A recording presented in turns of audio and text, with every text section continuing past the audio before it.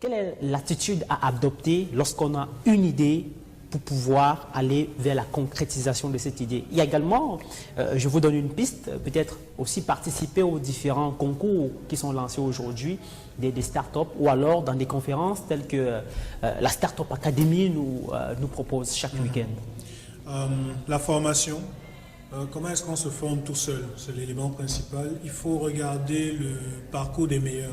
C'est-à-dire, si vous voulez faire une start-up dans l'agriculture, donc, ou dans la distribution, ou dans la vente des sacs, et que vous ne savez même pas qui est le meilleur agriculteur, le meilleur vendeur de sacs au monde, vous avez un problème.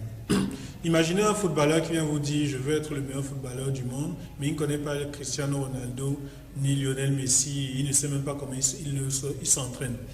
Voilà, par exemple, le premier élément sur lequel on se met à apprendre. Nous, c'est comme ça qu'on a appris à faire des jeux vidéo.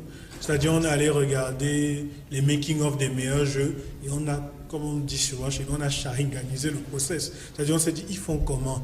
Ah, ok, ils font d'abord ça, ça, ça. Et quand vous regardez 5, 10 making-of, et aujourd'hui en ligne, quel que soit votre secteur, il y a toujours un gars qui a expliqué comment quitter de l'idée dans sa chambre, comment on fait les meilleures tomates sur terre.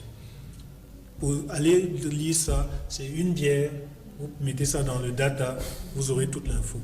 Maintenant, en place, on est dans la meilleure époque où tout le monde partage son expérience.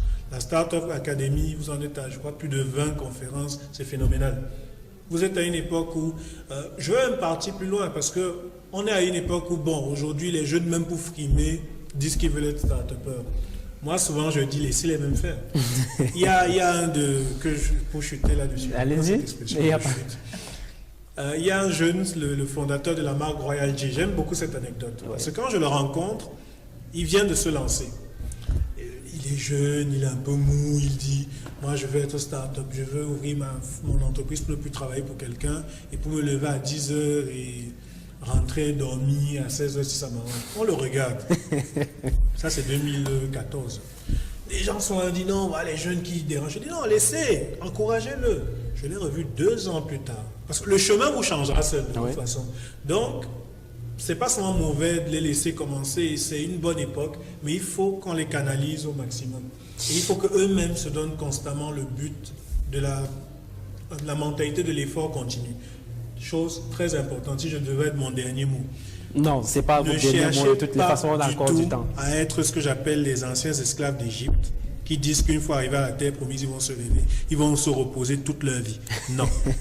Ces gars, s'ils étaient arrivés, ils avaient trouvé les Philistins, ils auraient perdu. Évidemment. Donc, quand vous ouvrez votre entreprise, ou même quand vous faites n'importe quoi dans la vie, enlevez ce mythe de la happy end qu'on nous a vendu, là, comme quoi il existe des gens qui ont une vie sans problème. C'est ça qui nous tue psychologiquement.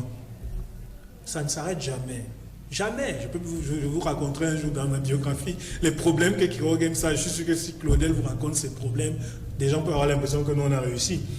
Mais car ce que nous on porte, c'est énorme. Et plus on va évoluer, même quand on aura encore plus de milliards et autres, on aura des problèmes de 200 milliards. Et les gens qui voudront nous tuer et tout ça. Donc, ça ne va jamais finir.